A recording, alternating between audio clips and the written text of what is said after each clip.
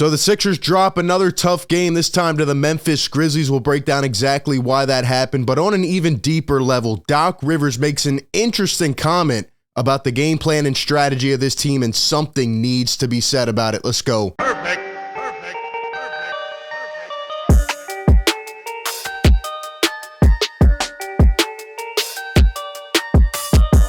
What is going on, everybody? Welcome into Philly Take with RB. You know the deal. Hit the like button, subscribe to the show, ring the bell. Don't miss any of the content. We're always breaking down all the Sixer news, so be sure to show some support. We are back today. Sixers go down in Memphis last night, 117-109. Let's be honest, it was a lot more widespread than that. It was an ugly game. And after the Sixers had won 7 out of 9, let's be honest, against a lot of subpar teams, they did have a couple big wins in there. They come out, they get slaughtered by the Cleveland Cavaliers, and then they go out and they get smacked by the Memphis Grizzlies. And now you have to start to wonder about the validity of those wins, right? And whether this team is for real or not. It felt like we were turning the corner, but these last two games are very, very tough. I don't want to spend too much time on the game last night because, once again, we're still playing without Tyrese Maxey. We're playing without James Harden. The only relevant thing is when Harden and Maxey return. Harden expected to return next game against the Rockets. When these guys come back, will the Sixers look better than they did to start the season? That is the only question that matters right now. Give me your thoughts on that down below in the comment section. I would hope so, now that Embiid's in shape, now that he looks better, now that the team has had more time to mesh a little bit, but you never know. Definitely tough last night, but this is the best way I can describe it about last night. Shout out to Kyle Neubeck dropping this article. Look at the headline, though. Horrific night for the Sixers bench is the reason that we lost to Memphis, but a weird Embiid night for me.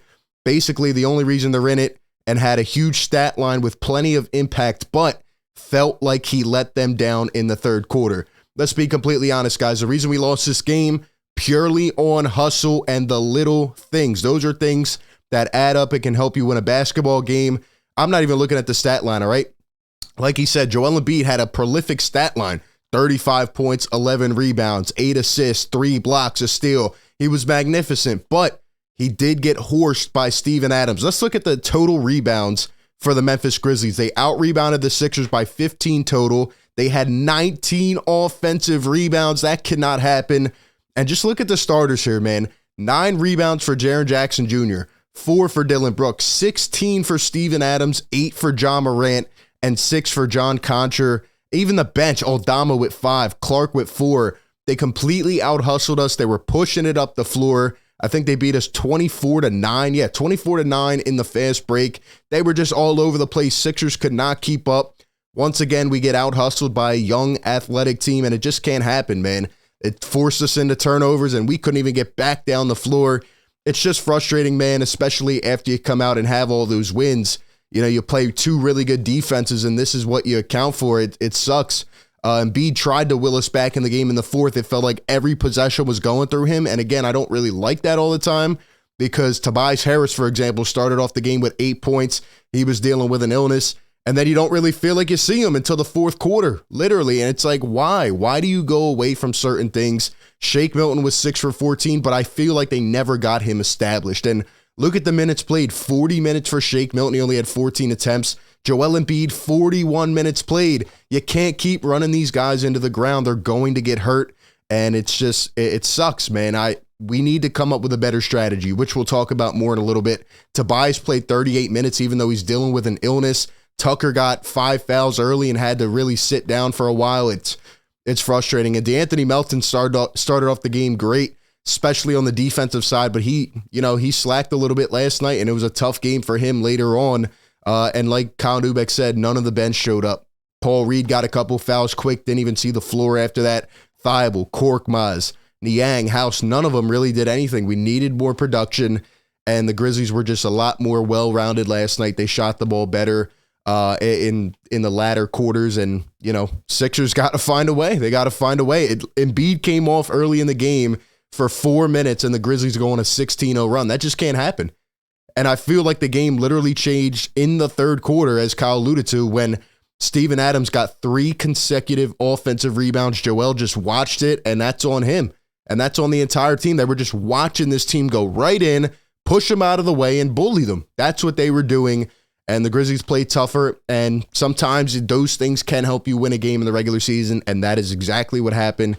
Got to be better. But it hit me last night because we go live for every game. And I was talking about this in real time. And yesterday, Doc Rivers did a sit-down interview with Kyle Neubeck. Shout out to Kyle, does great work for the Philly Voice. But we got to talk about what was said, man. We need to talk about what was said in this article because it made sense to me. It all clicked. It really does click as to why the Sixers had looked better in those 7 out of 9 wins without Joel Embiid, James Harden, Tyrese Maxey. And I'll let you hear the quotes first and then we'll talk about it. But let me know what you think in the chat. Why do you think the Sixers look better without all these star players sometimes? Well, Doc Rivers in the sit-down interview with Kyle Neubeck, he had a couple things to say about game planning and strategy, and it's very interesting. Very interesting. So let's go down to the quote here. Quote number 1 from Doc Rivers. He says, "What you put into one game when you have nobody, it's amazing the difference in what you put into it." So he's talking about strategy there, what goes into the game planning when you don't have your guys. It's where Rivers' mind goes first when he's asked if shorthanded lineups cause his approach to change more, even down to second-guessing his plan more frequently. Saying it so plainly will inevitably make a few people mad, but this is life in the NBA. Now, another quote from Doc Rivers, and this is the main one right here. "When you have everybody, you know the sets you're going to run, you're pretty sure what you're going to do. When you don't, the amount of film work and detail increases. I think you can get a team to the last 5 minutes, and winning the game is what's hard down the stretch. That's what all the work goes into. What are we going to run? Who's going to be involved? What is our best lineup?" And later on in this article, sit-down interview, Rivers says, quote, "We're good enough." That was his message to the team after the injury started. "We have to play differently. And in the long run, this is going to help our team. This is the first step in becoming a really good basketball team." Well, that's interesting because after game 2 of the season, you said we're not ready to win. Then you said we are ready to win.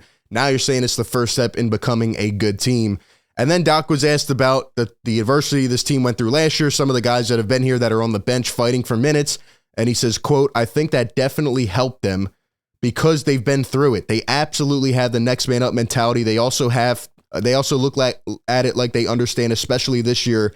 There's a competition on our team for who's going to play. And so when they're getting their opportunities, they go for it. And I absolutely love that." Well, they should be getting more opportunities. But going back up to the main quote here, this puts it really into perspective for me. And it's exactly what I saw last night. The Sixers, when they have stars on the floor, when they have Joel Embiid, when they have Maxey or Harden, they don't game plan. Now, I do agree with Doc Rivers in this sense. You need a certain level of talent. We have seen that time and time again. You need a certain level of skill to win in this league long term, right? You need star power. However, good teams don't get too predictable. And basically, this goes back to everything I say religiously on this channel. Almost every game stream. It feels like we have no identity. It feels like we go into one single night and Doc Rivers says, we'll throw it against the wall and see what sticks. If it's Harden's night, if it's Maxey, if it's Embiid, we're just going to keep running the same couple sets. We don't really call many plays when they're on the floor, and it just looks completely different. When these guys were out, when the offense was ran by Shake and DeAnthony and Niang and guys like that, you saw crisp ball movement. You saw guys moving all over the place, a lot of different sets. The Grizzlies last night at some points had all 5 guys in motion, man, running around the floor. They were sporadic. We could not keep up. The Sixers get so predictable. I feel like, I really do, like I saw 20 straight Embiid ISOs last night, and that just can't happen consistently, right? You got to work these guys in. You have to find that balance. Some nights it is going to be like that, but you can't get too predictable. So when Doc Rivers says, you know, when you have your guys, you already know the sets you're going to run. You're pretty sure what you're going to do. You know, it feels like we don't game plan. It feels like we don't practice. But when you're forced to, when you're put in that situation, it's like, all right, Doc says we need to do more film work. We need to have more detail and more attention to detail and just really look at things from a different level. That's why these guys looked a lot more crisp, because they were implementing other things. And that's frustrating, man.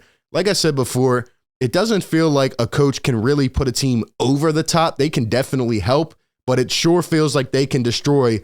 And doing the same things over and over again, that's the definition of insanity when they don't work. And that's what we saw the first 12 games of the year before everybody got hurt. The same offense every night. It felt like certain guys were having trouble getting incorporated in the games and no in-game adjustments. And that's what we saw. That is what we saw, and it's frustrating. And, it feels like maybe that's why Doc Rivers is better coaching bench players than he is with the Stars. Maybe that's why, because he actually puts the work into it. And it's like, okay, I'm forced now. I'm forced to have to do something different because we don't have that level of talent. So that's just what I see. And he just said it. He just admitted it right here. He revealed it to all of Sixer Nation why the Sixers, have more creativity when the guys are out. So that's where I'm at with it. Hopefully this changes. I don't know if it will, but somebody's got to kick it into gear, man. You have too much talent on this team. The talent level is too high to come out and look stale like you do. Like I said, last night, we didn't even get everybody involved. It was tough. Yeah, you're going up against a tough defense. You can't be too predictable. And that is what the Sixers are at times. But I want to hear from you, Sixer Nation. Give me your thoughts. What do you think about what Doc Rivers had to say? And do you think we're doing it the right way? Give me all your thoughts down below. Appreciate everybody for tuning in. As always, hit the like, comment, subscribe, and I will catch you on the next one. Peace.